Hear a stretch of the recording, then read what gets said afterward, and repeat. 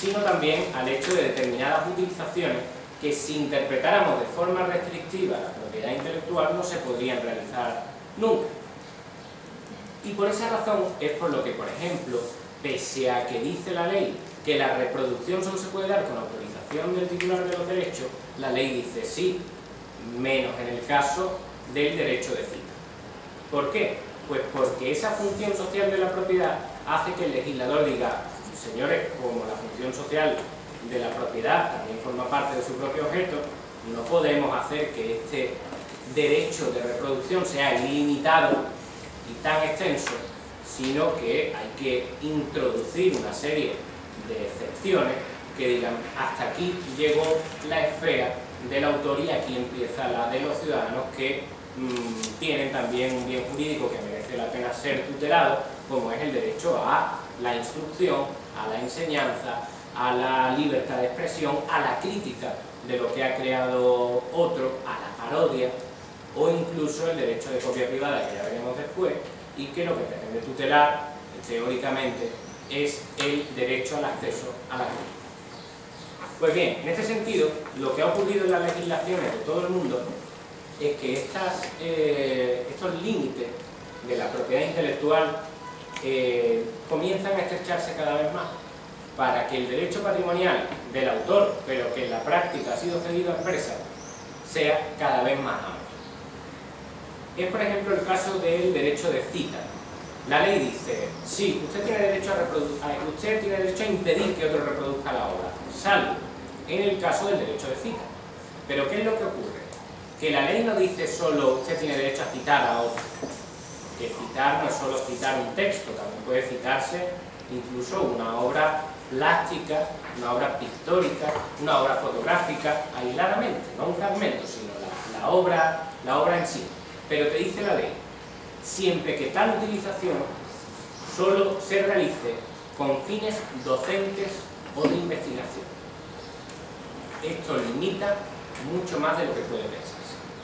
De hecho, a partir de aquí es por lo que el programa Sé lo que hiciste perdió su pleito con Telecinco. El programa Sé lo que hiciste se dedicaba, como vosotros sabéis, a criticar lo que hacían los programas del corazón. Y como Telecinco es prácticamente un canal temático del corazón, todos los programas salían de ahí. ¿Y qué es lo que ocurrió? Que Telecinco dijo, está usted vulnerando mi derecho de propiedad intelectual porque copia sin autorización fragmentos de mi programa. ¿Qué es lo que hizo Sé lo que hiciste? O La Sexta. Lo que hicieron fue decir, no, tengo derecho a cita. ¿Y qué es lo que dijo el juez? De eso, nada. El derecho de cita solo es cuando tienes fines docentes o de investigación. Como usted no tiene fin docente ni de investigación, por ahí no. ¿Qué es lo que yo creo que debería haberse hecho en este caso? Olvidarse completamente de la ley de propiedad intelectual y meter la discusión donde de verdad encajaba y donde tenía verdadera trascendencia, que es en el derecho de libertad de expresión, derecho constitucional, y pasar de la menudencia de meterse en lo que dice el artículo 32 de la ley de propiedad intelectual y en los puntos y las comas y decir, señoría, es imposible criticar lo que hacen estos tipos sin mostrarlo y luego criticarlo. Eso es un derecho constitucional de libertad de expresión. Y no me venga usted con leyes como la ley de propiedad intelectual, si excepciona o no excepciona, si es derecho de cita o no es derecho de cita, y en esa guerra de guerrilla pequeña. Me voy a la norma de la norma. No hay manera de criticar los programas del corazón si no se hace de esta forma. Hasta tal punto que cuando el juzgado dijo que esto no era derecho de cita y tenía razón, Sé lo que hiciste empezó a languidecer hasta su total extinción como programa. Está también el derecho de parodia. El derecho de parodia también es mucho más limitado de lo que se cree. Todo el mundo piensa, casi todo el mundo piensa, el derecho de parodia es el derecho que yo tengo a coger una obra y parodiarla. Y ya está. Y en principio sí, es cierto. Pero después hay que analizar caso por caso. Porque la jurisprudencia y la doctrina matizan este artículo que dice que no será considerada transformación. Ya vimos qué significa la transformación. Aquello que sea la parodia de una obra divulgada, ya sabemos lo que es divulgada, ya entendemos esos conceptos. Pero, ¿qué es lo que viene diciendo la jurisprudencia? Viene diciendo, cuidado, usted puede parodiar una obra, siempre que el objeto de esa parodia sea la propia obra. Lo que usted no puede hacer es aprovechar los elementos característicos de una obra para parodiar otra cosa totalmente distinta a la obra misma. Por ejemplo, para parodiar la realidad política del país. Y ahí tenemos un problema. Sucedió algo parecido una vez que un agente parodió la canción, esto no hubo juicio, pero sí se metió SGAE de por medio para decir quiten ustedes eso de ahí, cuando sucedió lo del Prestige. En ese caso, una persona lo que hizo fue parodiar la canción o lo que sea de ASRG, y lo que hizo fue criticar la gestión que hacía el gobierno del PP con lo del Prestige. Vino SGAE y dijo, quiten ustedes eso de ahí, porque nosotros gestionamos la obra de ASRG, eso fuera porque nosotros somos los que gestionamos en exclusiva esta obra y ustedes no tienen derecho a hacer esta transformación de la obra. Y se discutió en internet, pero esto es parodia. Bueno, pues sería discutible. Lamentablemente sería discutible. ¿Por qué? Pues porque la parodia no se hacía exactamente de la canción. La parodia tenía como principal objeto criticar algo totalmente distinto a la propia canción. Y en ese terreno tan difícil de trazar, esa línea tan difícil de subrayar, es donde se encuentra la legalidad de la ilegalidad de una parodia que se ha realizado. Otro límite, las obras situadas en la vía pública. La Catedral de Sevilla, o cualquier obra que esté de forma permanente, no que se haya sacado a la vía pública y que después te la lleva, sino que está adherida a la vía pública de forma permanente, hay un límite que dice usted puede reproducirla, puede hacer lo que quiera con la obra en el sentido de reproducirla, incluso vender postales, como vemos que se hace, cobrando ánimo de lucro, porque no se establece ninguna salvedad a esa cuestión. ¿Y qué es lo que causa esto como conflicto? Pues qué pasa, por ejemplo, con los grafitis. Porque todo está muy claro cuando una obra es una escultura. La escultura está ahí en la vía pública, usted no me va a impedir que yo la fotografíe, o incluso que la fotografíe y venda una postal. Siempre que diga quién es el autor, que es un derecho que no está, por supuesto, limitado por nada, pues yo puedo hacer lo que quiera, porque eso está en la vía pública. Pero ¿qué es lo que pasa cuando lo que se ha hecho es un grafiti? Obras intelectuales, como son muchos de los grafitis que vemos habitualmente en la calle, pues ahí tenemos un conflicto. De hecho, hay casos en los que grafiteros han llegado a mi despacho y han dicho, hay un señor que está vendiendo una camiseta donde un grafiti mío aparece. ¿Qué ocurre ahí? Eso está en la vía pública, está además de forma permanente. Hombre, está claro que tendría que citarte como autor, porque ya hemos visto que los derechos morales son irrenunciables, no están limitados, como autor te tiene que citar. Pero, en principio, siguiendo una interpretación literal de la ley, pueden hacerlo. Y muchos lo están haciendo. Perdone. Sí. Lo de la vía pública no se puede hacer extensivo a un museo, por ejemplo. Estoy pensando en algo concreto, como una obra pictórica de alguien que los herederos no... ¿Qué más quisiéramos? Vale. Pero no. En el caso de los museos ocurre una paradoja, que es que las obras que aparecen en los museos están en dominio público y sin embargo dices tú, vale, está en dominio público, pero ¿cómo la utilizo? Porque, por ejemplo, en el Museo del Prado te venden láminas de las obras y te venden la posibilidad de poner esa obra en internet y tú dices, pero vamos a ver, si la obra está en dominio público, y tú dices, sí, la obra sí está en dominio público, la obra puede usted utilizarla como quiera, eso sí, no te dejo que la fotografíe. O sea, que es al revés de lo que yo pensaba, ¿no? Lo que hacen es restringir por lo que Claro, lo que hacen es un truco. Lo que hacen es, yo fotografío la obra, y además nadie puede fotografiarla que no sea yo, porque es mi sitio y no dejo que eso suceda. Yo fotografío la obra. Como la ley protege también las meras fotografías, mi mera fotografía sobre una pintura, que está en el dominio público, no digo que no, mi mera fotografía está protegida. Tiene menos protección que una obra fotográfica, pero tiene protección. Por lo tanto, si quieres utilizar no el cuadro, sino mi fotografía del cuadro, entonces tienes que pedirme autorización. Y eso sucede hoy en día. Es otra forma de que lo que se supone que es de todo pase al dominio de unos pocos. Pues bien, el derecho de copia privada.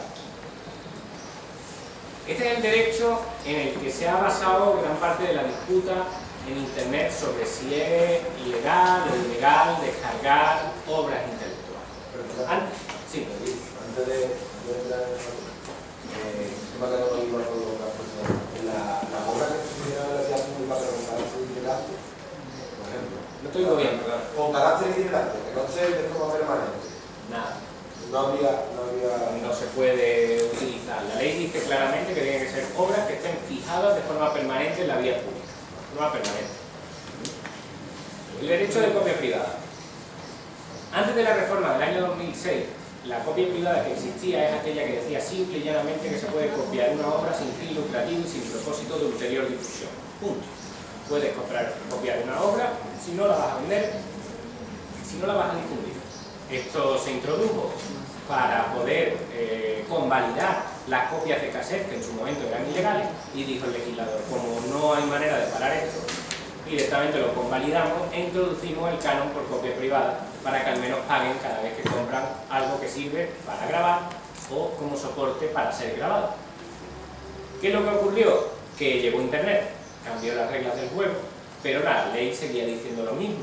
Por lo tanto, entraba dentro del concepto de copia privada las descargas de Internet.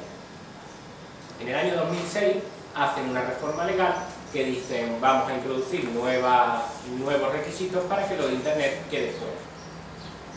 Introducen un requisito nuevo que ahora os diré.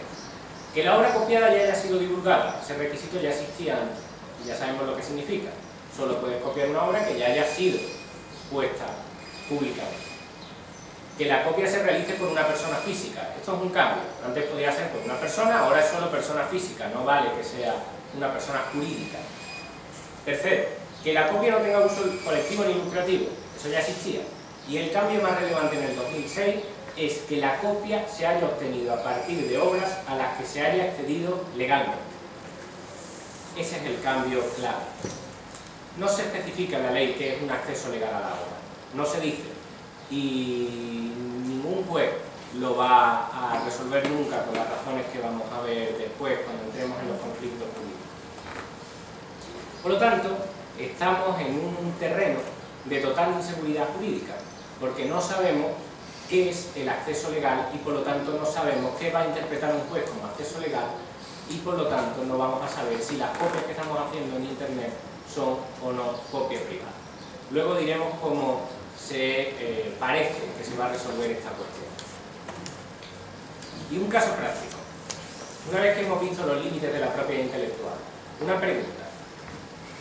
Un escritor que inicia un libro, como tantísimos escritores lo hacen, con una cita, en el capítulo 1, cita de tal obra, tal autor, una obra que no está en el dominio público. ¿Esto es derecho de cita para vosotros? Desde luego es común, se hace continuamente, pero ¿encaja en el derecho de cita? Exacto. Si la cita, lo único que tiene, como suele, es el fin de ser un adorno en el inicio del libro, si no tiene fin docente o de investigación, esa cita es ilícita. Ocurre así de veces.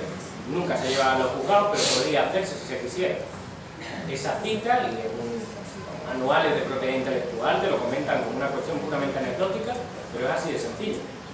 Ni siquiera esa cita entra en el estrecho margen que da el derecho de cita. Y otro caso práctico.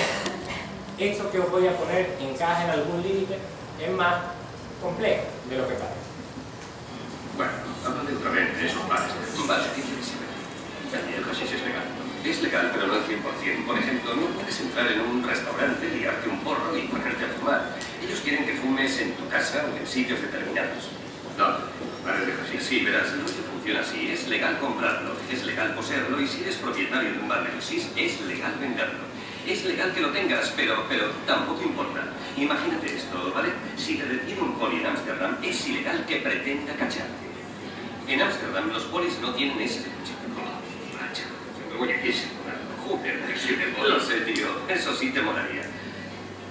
Pero, ¿sabes lo más curioso? Que pequeñas diferencias. También ellos tienen la misma mierda que aquí, pero hay algunas diferencias. ¿Por ejemplo? Pues puedes meterte en cualquier cine de Ámsterdam y tomarte una cerveza. Y no hablo de una cerveza en un vaso de papel, hablo de una jarra de cerveza. Y en París puedes pedir cerveza en el McDonald's. ¿Y sabes cómo llaman al cuarto de libra con queso en París? ¿No lo llaman cuarto de libra con queso? Utilizan el sistema métrico, no sabían qué coño es un cuarto de libra. Pues ¿cómo lo llaman? Lo llaman una royal con queso. ¿Royal con queso? Sí, eso es. ¿Y cómo llaman al Big Mac? Un Big Mac es un Big Mac, pero lo llaman Le Big Mac. Le Big Mac. ¿Y cómo llaman al burger? No lo sé, no fui a ningún Burger King. ¿Y qué le ponen a las patatas fritas en Holanda en vez de ketchup? ¿Qué? Mayonesa. Joder. Les vi hacerlo, macho. Las bañan en esa mierda. ¿Otra misión para los socialistas? Así es. Tú habías hecho misiones para los populares, ¿verdad? Sí. Pero ¿sabes lo más curioso de todo? ¿Qué? Pequeñas diferencias.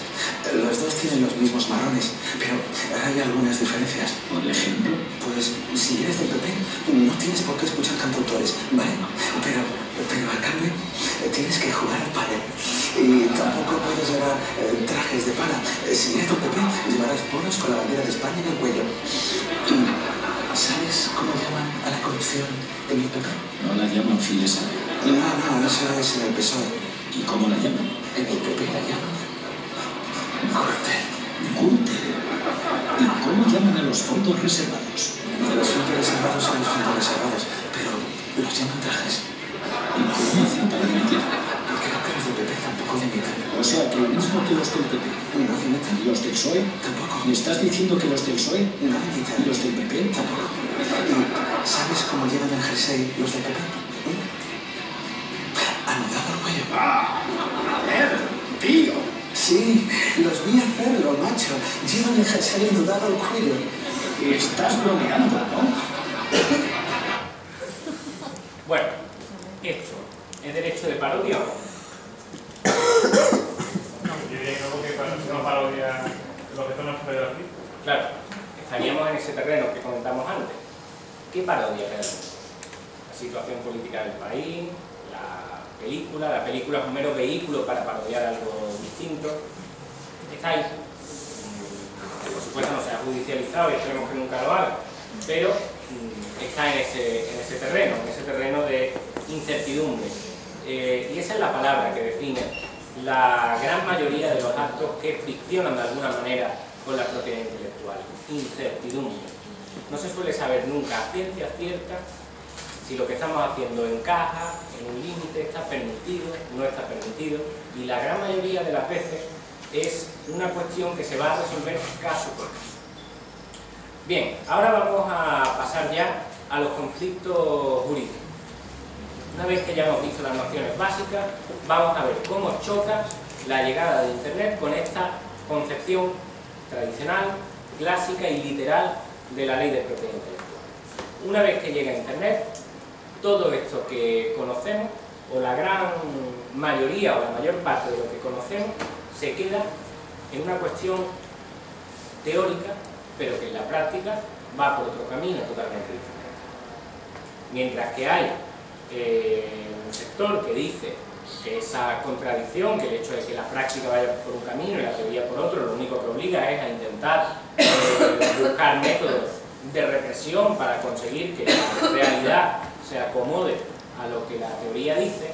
Hay otros que dicen, es que no hay ninguna manera, ni siquiera represiva, de conseguir tal cosa, y lo mejor, una vez que ha cambiado la propia naturaleza de la obra intelectual, es regularla teniendo en cuenta esa nueva naturaleza, que es el de una sucesión de unos y ceros imposibles de ser apropiada por nadie, por supuesto sin perjuicio de los derechos de remuneración de sus titulares. Pues bien, en el conflicto jurídico en España se ha dado en todos los actores que intervienen en el intercambio de obras intelectuales a través de Internet. Cuando digo todos, quiero decir todos, incluidos los usuarios, a los que se ha pedido penas de prisión por descargar música o películas a través de Internet. En España se han ejercido acciones legales contra estos tres grupos. El primer grupo, el creador de la propia herramienta peer-to-peer. Peer-to-peer es la herramienta como el Emule, que conoceréis mucho, que sirve para intercambiar de forma directa y sin pasar por ningún servidor central. Hoy en día las redes peer-to-peer están descentralizadas y permite intercambiar datos que generalmente son obras intelectuales y generalmente sin autorización de sus titulares de los derechos. Esto puede entrar en conflicto con lo que conocemos como derecho de reproducción y comunicación pública. Comunicación pública porque no está adherido a ningún soporte. El segundo grupo son las páginas de enlace. Las páginas de enlace no crean la herramienta, no descargan ninguna obra, pero lo que sí hacen es establecer un índice con enlace que te lleva a la obra que se está difundiendo en las redes peer-to-peer o en servicios de almacenamiento de datos para descarga directa, como son los conocidos el ya extinto Megaupload o RapidShare, etc.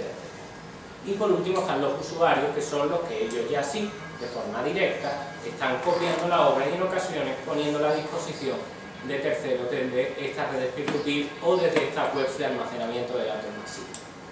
Como digo, se han ejercido acciones legales contra los tres actores de este intercambio y vamos a analizar lo que ha sucedido con cada uno de ellos y por qué, empezando por el último de ellos para seguir un orden cronológico. Primero fueron a por los usuarios, ejerciendo acciones penales, es decir, diciendo que lo que cometen es un delito, el delito del artículo 270 del Código Penal. Ese artículo dice que es un delito, entra dentro del tipo y por lo tanto tiene una pena actualmente de 6 meses a 2 años de prisión en el tipo básico y hasta 4 años de prisión en el tipo agravado, que es cuando, digamos, aquellas acciones que son más graves por haber obtenido un mayor beneficio o haber causado un mayor perjuicio. Y lo que hace la industria es decir, mire usted, como el Código Penal exige 2 elementos, uno, elemento objetivo, reproducir o comunicar públicamente una obra. Bueno, pues el usuario en redes peer-to-peer o por cualquier otro medio está copiando la obra sin autorización cuando la descarga y está comunicando públicamente la obra cuando la pone a disposición de terceros en Internet. Pero el artículo 270 del Código Penal no solo exige esto para que exista delito, exige también que exista ánimo de lucro. Y ahí es donde tiene la industria el problema, o lo tuvo.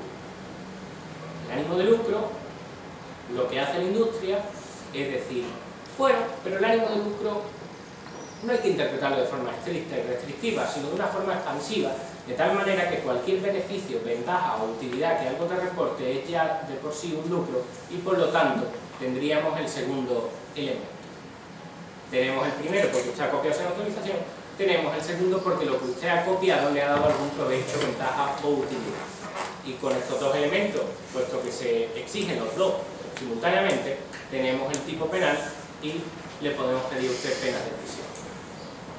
Sobre esta percha de la interpretación del ánimo de lucro, débil percha, en mi opinión, es sobre la que descansan los anuncios que vemos en los cines y que comparan descargar una canción con robar un bolso, sobre los que descansan que el presidente de Ejeda y del Atlético de Madrid, Enrique Cerezo, diga que descargar una canción es como robar un banco, y sobre esta interpretación del ánimo de lucro es sobre la que descansa que el grupo de delitos telemáticos, en concreto el jefe, el comandante en jefe de este grupo, Juan Salón, diga que si hablamos de delitos contra la propiedad intelectual, la mitad de España es delincuente.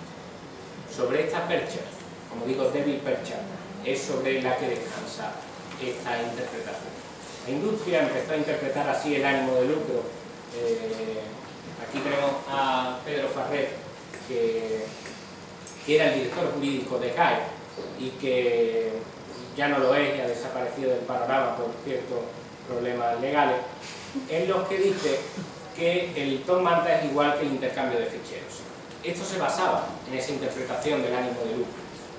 Con esta interpretación, discutida en varios debates públicos, es con lo que la industria asustaba a los usuarios para que dejaran de descargar, diciendo que podían acabar en prisión.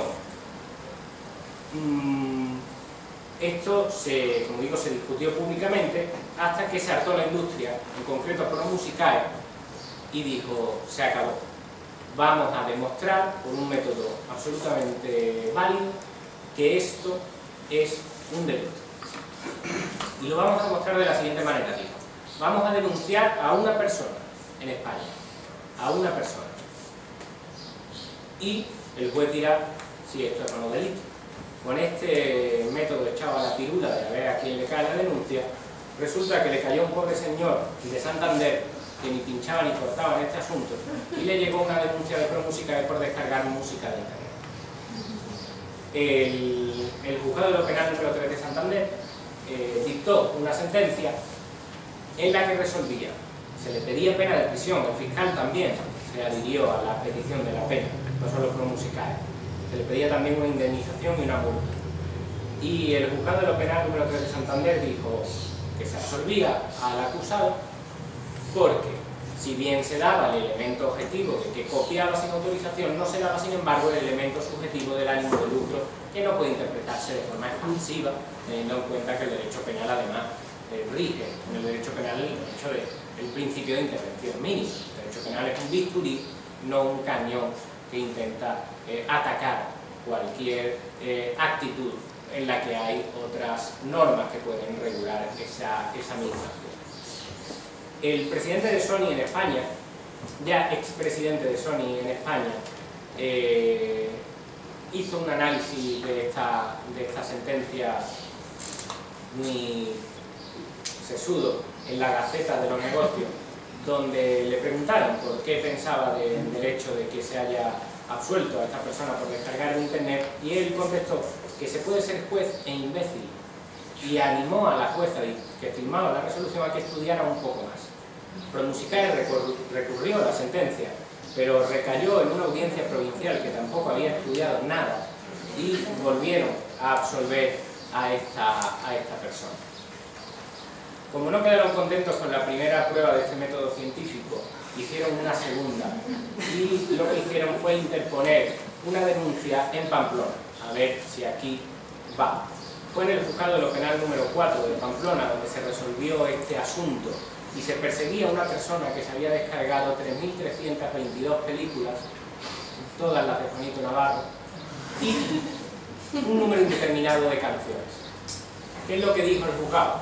El juzgado lo que dijo fue, se da el elemento objetivo, este hombre ha copiado esas 3.322 películas, efectivamente sin autorización, pero como no se da el elemento subjetivo del ánimo de lucro, se absuelve al acusado.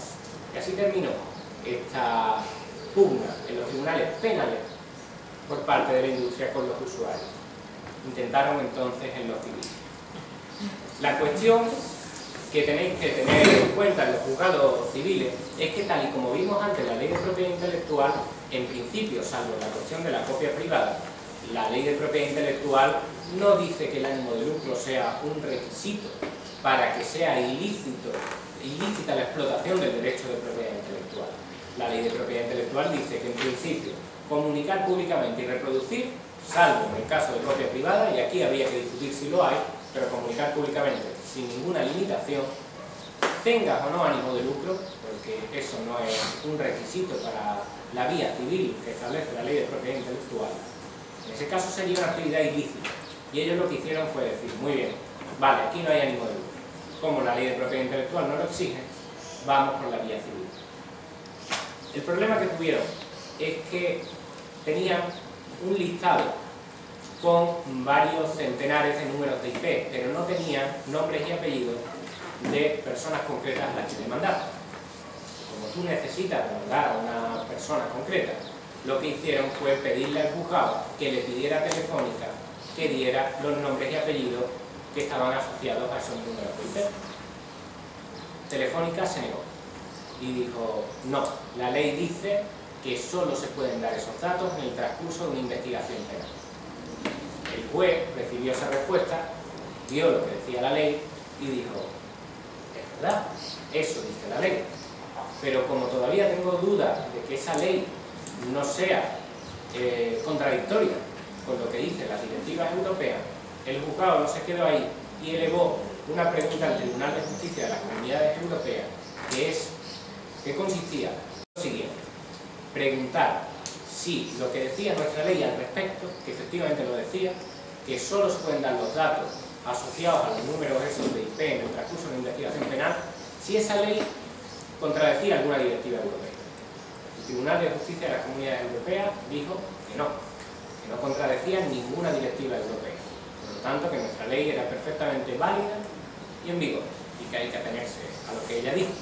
Y ahí terminó el intento en vía civil contra los usuarios. Por eso nunca, y lo dije cuando estudiamos la copia privada, hemos tenido una opinión de la jurisprudencia sobre la cuestión de si la copia privada está dentro de la descarga de internet cuando se utiliza una red peer-to-peer o cualquier tipo de sistema de almacenamiento de datos. En definitiva, no hay ninguna sentencia que diga qué es eso del acceso legal y que se introdujo como requisito en el año 2006. Perdidos totalmente en esta marabunta procesal, dijeron, vamos a ir por el segundo grupo, las páginas de enlaces. Y en el año 2006 se pusieron manos a la obra y lo que hicieron fue una redada que apareció en todos los medios de comunicación contra los administradores de las páginas de enlaces, que son estas, que se dedican simple y llanamente a dar enlaces a obras que se están difundiendo en Internet. Esta redada apareció en todos los medios de comunicación como ya una sentencia y, por ejemplo, en la Biblioteca Nacional, la ministra de Cultura, por entonces, Carmen Calvo, apareció señalándose el número de la camiseta y gritando gol, diciendo que esta había sido la más importante acción durante su cargo. En varios periódicos de un mismo grupo, y ahí traemos captura de pantalla de uno de los periódicos, se publicó un editorial a las 24 horas de las detenciones donde ya se dictaba sentencia. El propio titular del editorial era Piratas en la red, por si había alguna duda, y decía en el contenido que los 15 detenidos, que eran todos administradores de páginas de enlace, formaban parte de la mayor organización clandestina europea de redes peer-to-peer, gracias a las cuales se bajaban de la red de manera fraudulenta aplicaciones informáticas, obras musicales, cinematográficas y juegos de ordenador. Por impopular que resulte, debe desenmascararse tan perversa visión de la red e impedir que en aras del espíritu de absoluta libertad con el que fue concebida, ésta termine convirtiéndose en un auténtico santuario de ciberdelincuentes. ACAM, la Asociación de Compositores y Autores de la Música, también a las 24 horas dictó sentencia y publicó una noticia que decía, demostrado, el intercambio peer-to-peer sí es delito. Y si seguía bajando, veía que decían páginas desde las que se delinquía. Y aparecía aquí un listado de páginas que simple y llanamente habían sido denunciadas y que no había ningún juez que hubiese dicho que habían cometido delito alguno. Esta página de ACAM continúa online y no ha sido modificada pese a los resultados que después os comentaré. Quizá es porque ACAM está muy tranquila porque tiene una cláusula de exención de responsabilidad que les blinda absolutamente. Una cláusula de exención de responsabilidad que habréis visto vosotros en muchas páginas, pero que ACAM va un poco más allá. Y en ella se dice que ACAM no es, o se decía, creo que después la modificaron ante las risas generales que causó en Internet, y en la cláusula se decía, ACAM no es responsable de las opiniones de terceros, ni tampoco es responsable de las opiniones propias. Ante esa cláusula brillante que algún abogado de después de horas de estudio, habrá dicho: ¡ah, sí, les libero de todo! Pues claro, se ve que nadie ha decidido denunciarle y ellos pues se ven tranquilos en ese terreno. ¿Qué sucedió con esta cuestión? Pues, para empezar, tenéis que saber cuál es la acción que se ejerce. La acción que se ejerce es una acción penal, basándose también en el artículo 270 del Código Penal. Por lo tanto, aquel que exigía copia o comunicación pública sin autorización de la obra y ánimo de lucro. Esto se resolvió y después causó un determinado efecto dominó con el caso de la web Sharemula, que además conozco desde cerca porque intervine con mi compañero Javier de la Cueva en su defensa, y además os puedo comentar desde dentro cómo fue este asunto. Este asunto fue lo siguiente: a mí me llega en agosto el administrador de la web Sharemula, o uno de ellos, diciendo: estoy dentro de esta redada y me han comentado, he tenido noticias de que me van a detener de un momento a otro. Bueno, quiero que, si eso es así, que primero hagáis algunas pesquisas de que efectivamente, para ver si estoy o no denunciado, y en su caso defender. Hacemos esas averiguaciones y vemos que efectivamente hay una denuncia contra esta persona, que inicialmente la había interpuesto los productores de los programas documentales de Félix Rodríguez de la Fuente.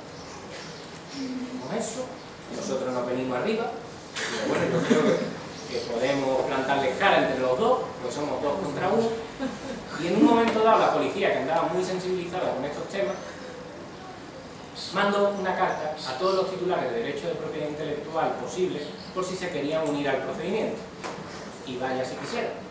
Así que la acusación particular terminó formada por los productores de los documentales de Félix Rodríguez de la Fuente y por ECAE, Microsoft, ProMusicae, EGEDA, Columbia, Walt Disney, 20th Century Fox, Warner, Laurel Films, Marca Films, Universal, Sony, Metro-Goldwyn-Mayer, Cristiano Ronaldo. Y allí nos metieron a todos, no pudimos modificar los honorarios porque eran honorarios cerrados, y nos fuimos por delante con los 27 abogados de los buenos, de los que tienen tarjeta de visita, por delante. Entonces nos vimos que esta gente lo que habían pedido era una medida cautelar inaudita aparte, que significa una medida de cierre sin audiencia de la parte afectada por el cierre. El juez, muy sensato, juez de instrucción 4 de Madrid, dijo: usted, esto es un asunto muy novedoso, no en mi juzgado, sino en cualquier juzgado de España, yo voy a atender lo que me están pidiendo, pero con audiencia de la parte, no para oír lo que tengan que decir. Así que se celebra la vista de las medidas cautelares para ver si se cerraba o no la página web, y los abogados contrarios, los 26, dijeron que había que atender el cierre cautelar por razones muy elementales, que eran, primero, la evidencia de que estábamos ante un delito, que era una cuestión evidente, de tal manera que cierre usted esto y luego ya discutimos lo que sea, pero ante un delito tan obvio, lo primero cerrar, lo segundo discutir. Porque si no se seguirían causando perjuicios con una actividad que es obviamente delictiva. Y dijeron: vamos a ver, en el caso de los usuarios igual nos columpiamos con lo del ánimo de lucro, pero en el caso de Sharemula es evidente que hay ánimo de lucro, puesto que tiene banners de publicidad que le dan algún rendimiento económico, sea mucho o poco, eso ya se verá a lo largo del proceso, pero algo le da. En el momento en el que están recibiendo una cantidad económica por esta piratería que hacen de nuestras obras, entonces ya se da el elemento del ánimo de lucro, y por lo tanto no sucede como en el caso de los usuarios y se completa el tipo penal.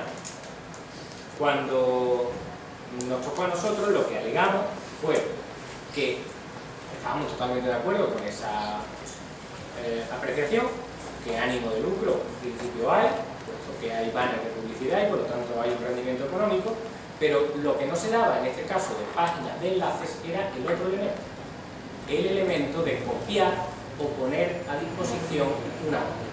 Porque recordemos que las páginas de enlace lo que hacen es enlazar, esto es decir, donde se hallan obras intelectuales que otros reproducen, porque la tienen en su disco duro, o comunican públicamente porque la ponen a disposición de terceros desde su disco duro. Pero la página de enlace en su servidor no tiene nada más que un índice con una serie de enlaces a contenidos que están en otros sitios repartidos por internet. Por tanto, lo que no se da esta vez es el segundo elemento.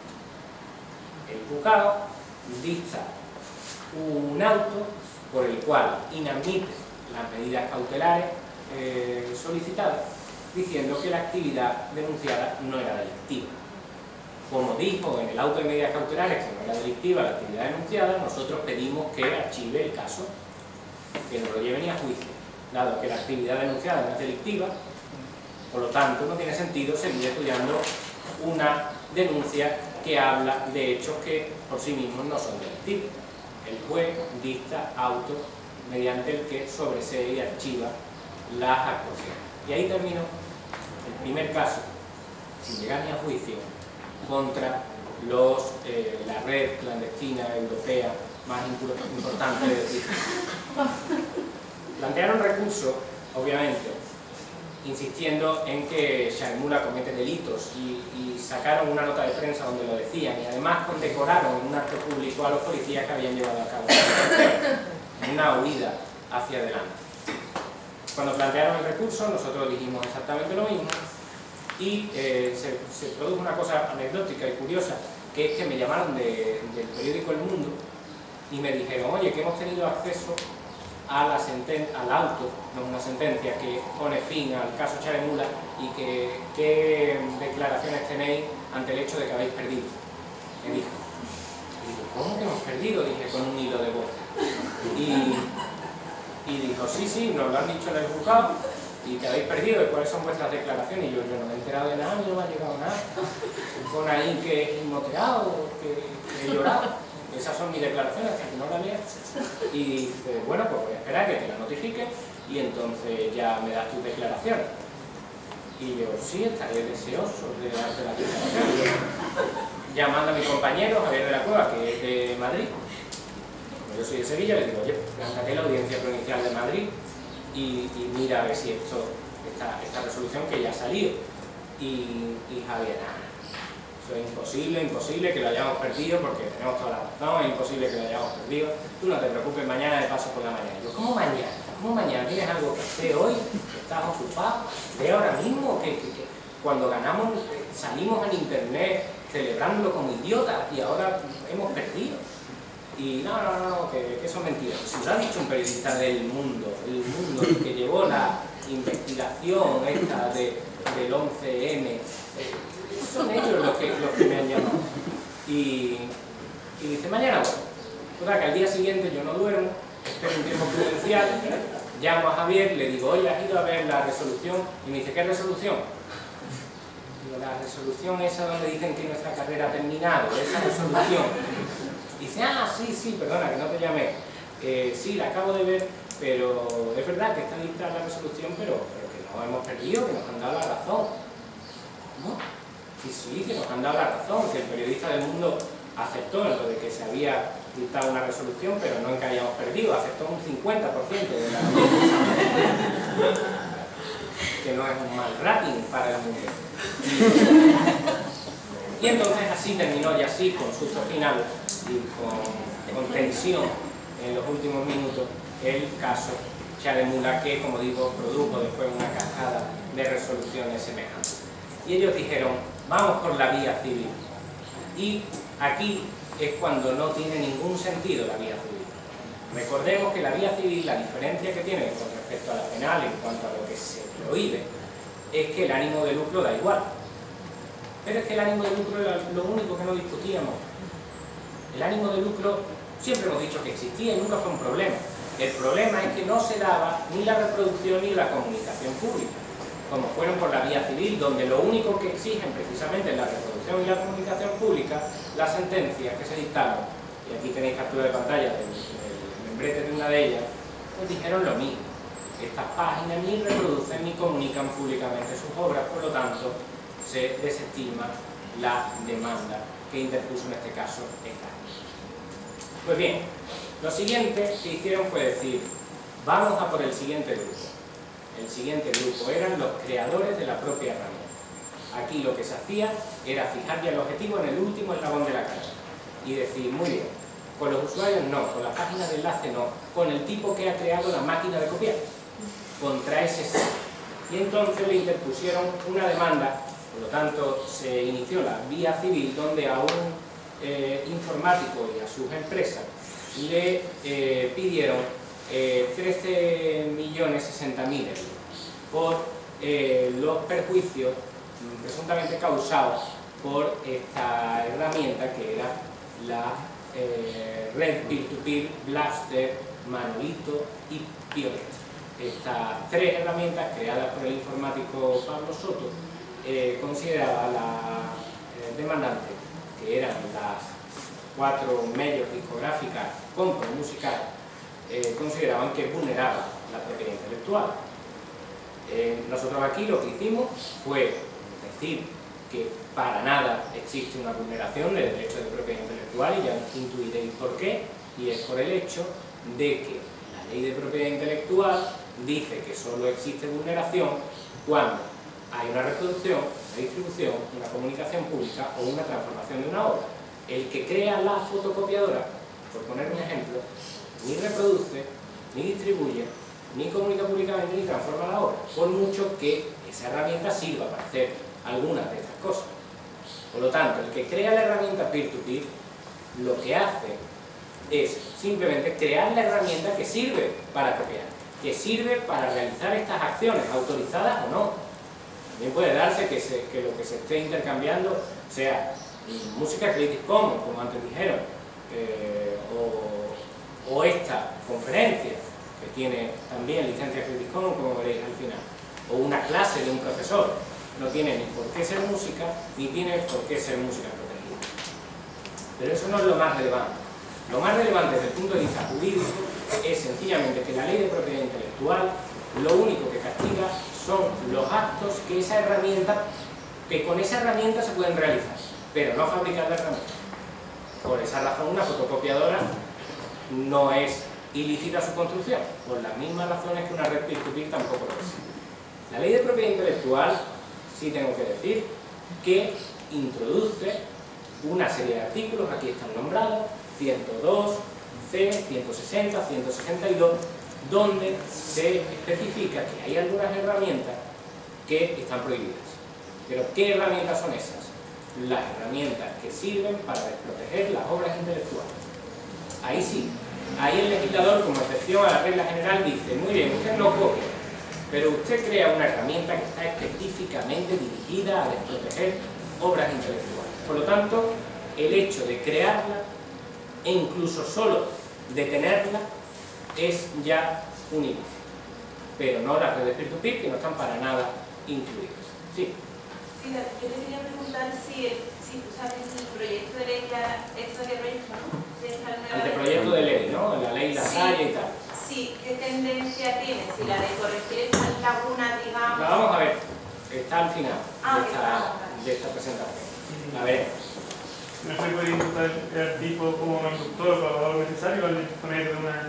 Eso es solo una terminología del ámbito penal, no del civil, y incluso en el caso de que se hubiera alegado, ya que has hecho esa apreciación, os diré que en el caso Charemula se alegó la cooperación necesaria, la inducción. ¿Por qué razón se desestimó en el caso Charemula y se desestimaría también esa pretensión en el caso de las redes peer-to-peer? Pues muy sencillo. Cuando nosotros nos alegaron eso en el recurso ante la Audiencia Provincial de Madrid, dijimos, muy bien, aquí no hay cooperación necesaria de ningún tipo. ¿Por qué? Porque ellos lo que decían es, muy bien, usted no comunica públicamente, pero desde luego ayuda y coopera necesariamente con el que comunica públicamente. Nosotros dijimos, vamos a ver, la cooperación necesaria lo que castiga es cooperar con aquel que comete un delito, de forma necesaria. ¿Qué es lo que sucede? Que en el caso de los usuarios, que es aquello con los que nosotros cooperamos, no cometen ningún delito. Como los usuarios no cometen ningún delito, el hecho de que nosotros cooperemos con ellos hace que no seamos cooperadores necesarios, porque cooperamos con un tipo que no comete ningún delito. Por lo tanto, decaía también esa cuestión. en el caso de las redes peer-to-peer tendría el mismo resultado. Pues bien, yo voy a poner un vídeo de un fragmento del juicio que tuvimos en Madrid, que fue un juicio totalmente maratoniano, de 15 horas repartidos en 3 días, y en el que estuvimos estudiando esta cuestión. Voy a intentar poner esto mejor porque así no lo vais a ver bien, donde veremos 3 tipos de escenas. La primera hace referencia a la siguiente cuestión, que es la página web Hamming. ¿Por qué? Vamos a ver, si lo cambio y lo pongo aquí, no sube nada. Bueno, esta cuestión es importante por lo siguiente. Nosotros decíamos que pese a que lo importante jurídicamente era la cuestión de si la ley de propiedad intelectual prohíbe o no crear herramientas aptas para que otro reproduzca, distribuya o comunica públicamente una obra, eso es lo fundamental. Y como nuestro defendido, nuestro cliente, no realizaba ninguna de esas acciones, nosotros decíamos, dado que él ni reproduce ni comunica públicamente, sencillamente no hay infracción. Pero es que además, la creación de esta herramienta, aunque sea una cuestión totalmente extrajurídica, y daría igual en el caso de que estuviera específicamente destinada al intercambio de música protegida, porque lo único que está prohibido son los cracks, lo que permite proteger una obra, nosotros decíamos, es que además de eso, existe la posibilidad, no solo meramente teórica, sino que también se da en la práctica, de que esta herramienta de red peer-to-peer esté utilizándose para intercambiar obras que no estén protegidas. Es decir, esta herramienta se puede utilizar para intercambiar todo tipo de datos de audio, que estaba destinada solo a audio, datos de audio que a su vez pueden ser música o no ser, a su vez puede ser música protegida por copyright estricto o música protegida solo por Creative Commons y que permite la libre difusión no lucrativa y a veces incluso lucrativa de la obra. Por lo tanto, no todo uso de esta herramienta es un uso ilícito. Y nosotros poníamos como ejemplo, en este caso, la página web Hamming. ¿Qué estrategia siguió la parte contraria? Pues la estrategia que siguió fue decir, vamos a ver, eso de Hamming, ¿qué es lo que es? Eso no lo conoce nadie. Y lo que hicieron fue llevar a gente que conoce el mundo de la música para preguntarle ¿qué es Hamming? Para que dieran la respuesta obvia, no lo sé. Entonces los abogados de la discográfica le preguntaban a todo el mundo que desfilaba por allí y que eran testigos suyos o representantes legales de las discográficas demandantes y le hacían a todos la misma pregunta. ¿Sabe usted lo que es Hamming? La respuesta obviamente era no tengo ni idea. Y lo que hicimos nosotros, y lo veréis después de estas preguntas, es llamar al presidente de la Fundación Copyleft, Ani López, para que explicara qué es Hamming. Os comento, aquí lo que sucedió fue que nosotros trajimos a Ani López y le dijimos que explicara qué es lo que era Hamming. Y dijo que Hamming era una página que tenía unas 6 millones de visitas mensuales, que era una página web que tenía más o menos las mismas visitas que un periódico como es lavanguardia.es y que por lo tanto el conocimiento de esta página era, la gente que es interesada en la música, era absolutamente común. Entonces le preguntaron los abogados contrarios y le dijeron, vamos a ver, muy bien, ¿me podría usted decir un grupo copyleft que haya dado alguna vez un concierto o una gira de conciertos más o menos importante y que no haya tenido nunca el apoyo de una discográfica nunca jamás en su vida? Y ahí intervino el juez y dijo, bueno, pues Manolo Tena me consta a mí que ha hecho algo de esto. Y le replicó el abogado contrario y le dijo, Manolo Tena tiene una trayectoria con Sony tremenda, que es la que ha hecho que él pueda dar esa gira. Y dice, pues bueno, que no haya tenido nunca contacto con una discográfica. Sí, que nunca haya tenido contacto con una discográfica, dijo mi compañero Javier. Bueno, y que sea rubio también, no tiene también ese requisito. Y todo el mundo disfrutando de este espectáculo cómico, y entonces fue cuando Ani López dijo, pues mira, sí, Vivo uno, Urban Castelmay, es un grupo que dice él, creo que de Extremadura, y que ha dado giras en China, porque el conocimiento de su música ha hecho que dé giras en China. Toda esta cuestión apela a cuestiones, como comprenderéis, totalmente extrajurídicas. No tiene ninguna relevancia en el terreno jurídico, y era la pelea en la que nosotros estábamos discutiendo una cuestión que, si bien no tiene importancia jurídica, después la práctica en la sentencia puede tenerla, porque a lo que apelaba la demandante, más que a cuestiones jurídicas, era a cuestiones relativas a intentar apelar a que el juez dictara una sentencia que él creyera justa, con independencia de lo que dijera o dejara de decir la ley. Por lo tanto, ellos lo que hacían era decir, mire usted, señoría, que se dejen de rollo del copyleft o no copyleft, que se dejen de rollo de decir que esta red peer-to-peer es como una fotocopiadora o que es una herramienta neutral que vale para todo lo lícito o lo ilícito. Esto vale para piratear y punto. Usted lo sabe, yo lo sé, Amendo no sabe usted lo que es, yo tampoco, sé usted de historia y probleme estos tipos. En realidad todo iba encaminado, encauzado a esa cuestión de intentar, y a veces se consigue, que la sentencia apele a lo que el juez considera que es de justicia, con independencia de la obra. ¿Qué es lo que pasó? Este juez al final se jubiló antes de esta sentencia, o sea que no dio para poco lo de sensibilizarlo, y nos trajeron a un juez insensible él, que dictó una sentencia que desestimaba la demanda de las discográficas. ¿Qué es lo que pasó? Que las discográficas recurrieron, el asunto está todavía pendiente de recurso, pero lo más sorprendente del recurso es que pedían y piden la nulidad de la sentencia y también la nulidad del auto de medidas cautelares que inadmitía las medidas cautelares, diciendo que la sentencia la había dictado un juez distinto al que presenció la vista, tanto de medidas cautelares como del juicio.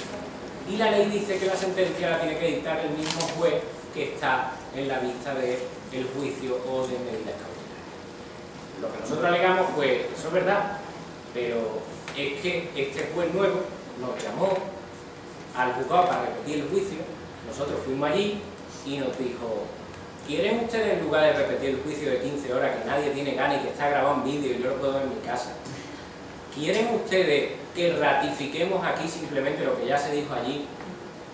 Firmemos que estamos de acuerdo con que lo dicho allí, dicho está, y que no lo queremos repetir porque nadie tiene ganas de traer a los 20 testigos. Y dicto yo la sentencia viendo el vídeo. Y dijimos todos, sí, señoría, queremos eso.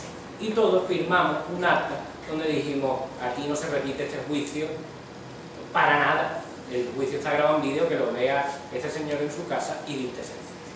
Y entonces, el argumento de peso de la discográfica demandante era, es verdad, señoría, nosotros firmamos ese acta, pero es que creíamos que usted se lo iba a mirar mejor. Básicamente es eso. Lo que dice, no hay más que ver la sentencia para ver que el juez no se ha mirado bien el caso. Y entonces, lo que ha llegado hasta ahora es solo la resolución de las medidas cautelares, que está pendiente en la misma sección de la misma Audiencia Provincial de Madrid. Y lo que dice es que inadmite el recurso y condena en costa a las discográficas, y dice que respecto de la nulidad, porque ha sido un juez nuevo, pese a que se firmó por escrito, estoy de acuerdo con que este señor dicte la sentencia, dice literalmente el auto que resuelve las medidas cautelares ya de forma firme, que eso es un pretexto en el sentido literal de la que da la RAE a la palabra pretexto, dice literalmente. Y estamos pendientes de la sentencia que dictaría la Audiencia Provincial de Madrid, que todavía, por su cuantía de 13.060.000 euros, puede ir al Supremo, por el hecho de que la cuantía es de esta importancia. Pues bien, ya vamos a terminar, tranquilos, amigos. Una vez que hemos visto ya todos los conflictos jurídicos, ¿qué nos depara el futuro? La llamada Ley Lasari. Esto es, en realidad, aunque se llame así, un anteproyecto de ley que por lo tanto no está todavía en vigor, pero que, como vemos, tal y como se están produciendo las cosas, no solo con el PP, sino con el PSOE también, tiene toda la pinta de que va a ser, de que va a entrar en vigor sin cambios de importancia, y toca tres cuestiones. Rápidamente, la copia privada. Todo este lío del acceso legal te lo define. Dice, ya no hay discusión. El acceso legal, te digo yo lo que es, para que no tenga que entrar un juego. El acceso legal es solo la copia que se hace del original que tú te has comprado. ¿Te ha quedado claro? Lo que te ha quedado claro no lo ponen, pero es lo único que falta. El original que te hayas comprado. No vale ni el original que te preste un amigo, para nada, ni el original que has alquilado. Puedes grabar de la tele, gracias, se escuchó de fondo, pero solo para ver la obra que has grabado de la tele en un momento posterior que te venga mejor. Tampoco abuses.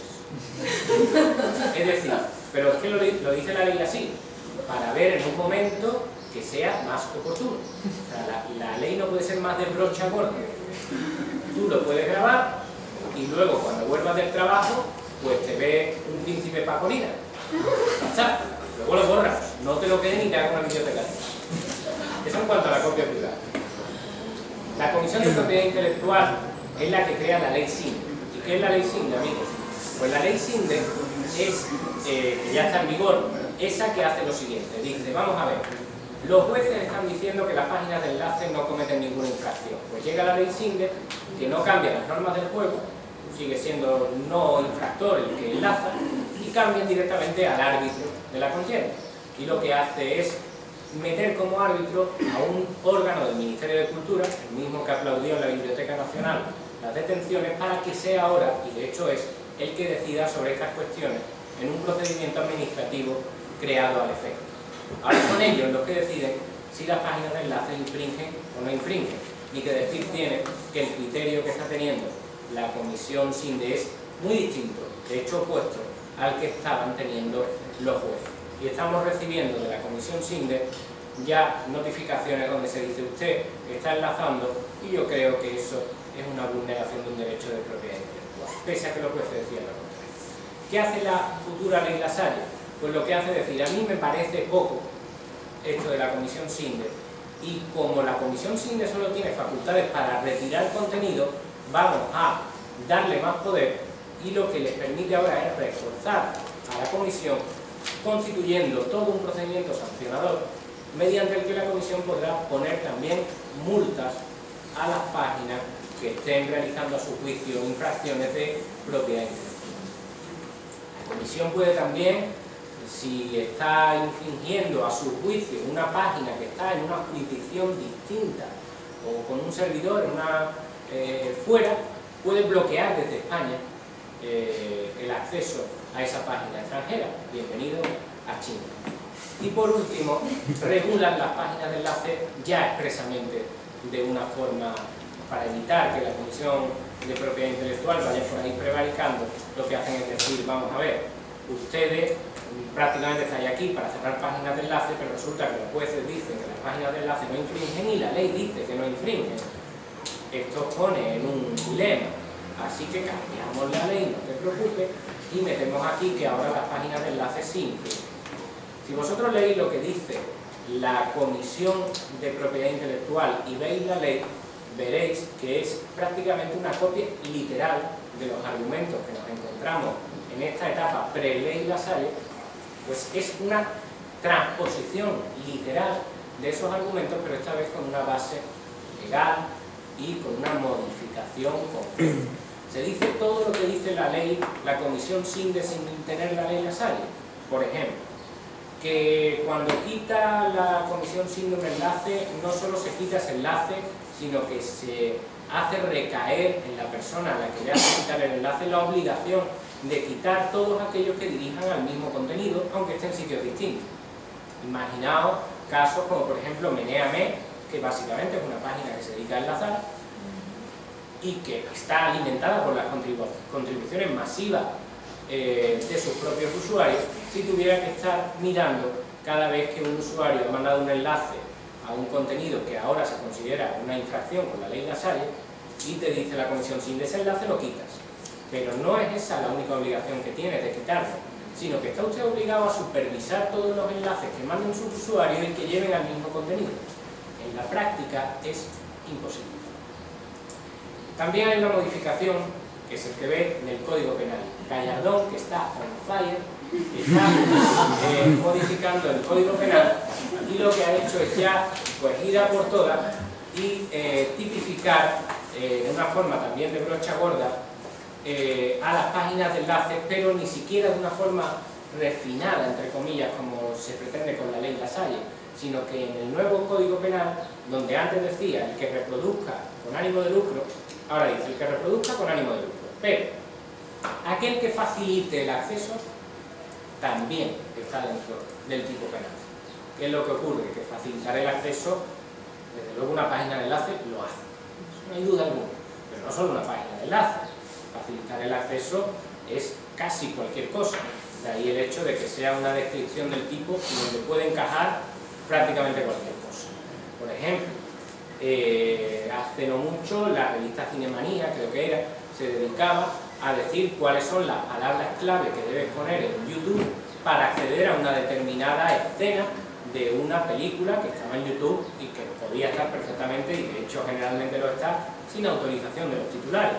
¿Qué duda cabe que con el nuevo Código Penal eso facilita el acceso a una obra intelectual, o al menos facilita su localización a una obra intelectual que se está difundiendo sin autorización de los titulares?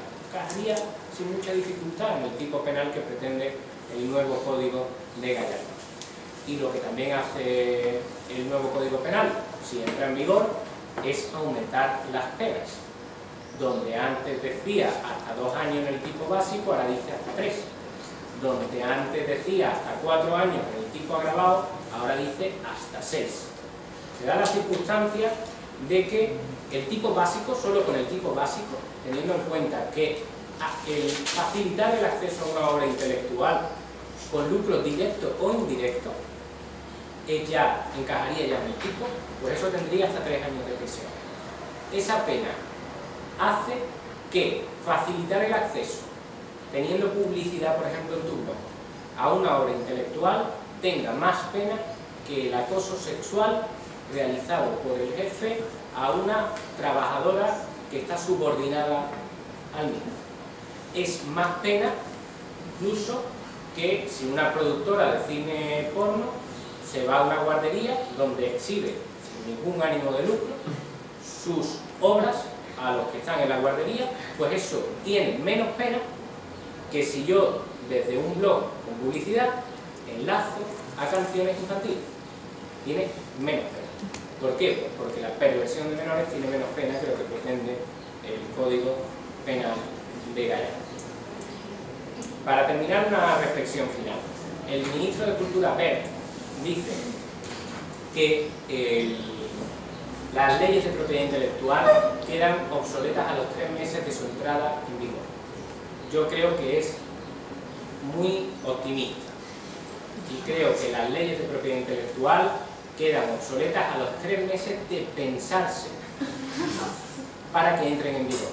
La ley Lasalle quedará obsoleta el mes que viene, más o menos, todavía no habrá entrado en vigor. En el momento en el que alguien saca una ley, y eso se ha visto desde Napster en 1999 hasta la fecha, hay 5 o 6 hackers en su casa que con un mando de la Play en una mano y el teclado en otra te están creando un software que hace que tu ley sirva para la teoría y no sirva para nada en la práctica. Eso lo sabe el ministro Wert, que dice que tiene 3 meses de virtualidad una ley, de eficacia una ley. Si él dice eso, y aceptando su optimismo de que tiene 3 meses todavía una ley, la pregunta es, ¿cuál es la solución? ¿Es sacar una ley trimestral, como si fuera una revista? ¿Van a sacar por fascículos? ¿Me puedo suscribir a la ley de propiedad intelectual para que me vaya llegando la nueva cada 3 meses? Está claro que esa no es la solución. Hay un economista que dice que esto de las descargas de internet, teniendo en cuenta que han cambiado totalmente las normas del juego e incluso la propia naturaleza de la propiedad intelectual, el hecho de que la gente descargue de internet es casi como una ley física y lo compara con la ley de la gravedad. De hecho, dice que lo de descargar de internet es como si yo tengo un bolígrafo, lo suelto y cae al suelo. Y dice, podemos discutir sobre esta cuestión, podemos debatir sobre esta cuestión, discutir sobre si nos parece bien o nos parece mal, si merece un reproche moral o no lo merece, o un reproche jurídico o no lo merece. Pero pese a todo, y después de haber discutido durante años, como llevamos haciendo desde Náster hasta ahora, 12 años, cuando yo suelte el bolígrafo, este caerá al suelo. Y dice este economista, la única manera es intentar competir en el mismo terreno donde ellos están jugando. Y él decía y proponía, y creo que ese ha sido el germen del actual Spotify, que a su vez ha dado a Filmin, y hay que tener en cuenta que no son ni Sinde, ni Lasalle, ni Bert los que han conseguido hasta la fecha que desciendan las descargas, sino que los nombres propios que han conseguido que desciendan las descargas son Filmin, Spotify y Steam. Este tipo de sistemas, y esos son los nombres propios. Y decía este economista, cuando tú vas a una red peer-to-peer, no todo es color de rosa. Es decir, una red peer-to-peer, lo bueno es que es gratis. Tiene muchas cuestiones negativas que se podrían solventar con un servicio profesional. Y el gratis no es el único valor que se está valorando por el usuario, no es lo único que valora el usuario. Y decía, cuando tú vas a una red peer-to-peer, tienes la posibilidad de colas, esperar las colas para la descarga es lenta, puedes descargar virus, puedes descargar un fake, típico ejemplo de que descargas una película clásica y después es pornográfica, o mejor que descargas una película pornográfica y después es clásica. Y decía, todo esto lo podemos solventar con un servicio profesional. Puedes dar exactamente lo mismo, solo que sin colas, sin virus, sin fakes, y ganar dinero con la publicidad, con un sistema free, o incluir un sistema premium, o hacer un híbrido en freemium, que es lo que hace Spotify, o puedes establecer algo como Filmin, y es en realidad la única manera. En Francia dijeron algo distinto, dijeron sí, está bien, se puede ir por este camino, pero hay otro camino, y es, aunque en tiempos de crisis, pero suponiendo que la crisis pasará algún día como una posibilidad, como una opción, en tiempos de crisis hablar de esto es un poco pecado, pero vamos a intentar poner la cabeza en cuando esto pase, dentro de 15 o 20 años. Ellos dijeron, lo que está claro es que el acceso a la cultura es importante. También está claro que lo que es aprovechado por todos tiene que ser sostenido por todos. Y lo que hacían era instituir un sistema de impuestos. Sin embargo, con la diferencia del canon y de la mayoría de los impuestos, que no es arbitrario, para nada arbitrario, sino que lo pagarían todas aquellas personas que efectivamente van a hacer uso de Internet para la descarga de este tipo de obras. Y lo que pretendían era instituir la licencia general opcional, que se llamaba. Al final no la pusieron su antítesis, su archienemigo, que es la ley Adopi, que lo que hacía era algo totalmente diferente: desconectar de Internet a los que se conectaban al emule para descargar música. La realidad se impone y hace que ahora en Francia hayan tenido que derogar la ley Adopi porque no vale para absolutamente nada. Y así estamos en este círculo vicioso, en esta etapa de negación por parte de la industria, que hace que jamás salgamos de esta fase en la que estamos, donde la industria continuamente todavía piensa que está con posibilidades de volver a los años 80 y seguir con el mismo modelo que tenía entonces. Es totalmente imposible dar marcha atrás al calendario. Eso es todo, amigos. Muchas gracias.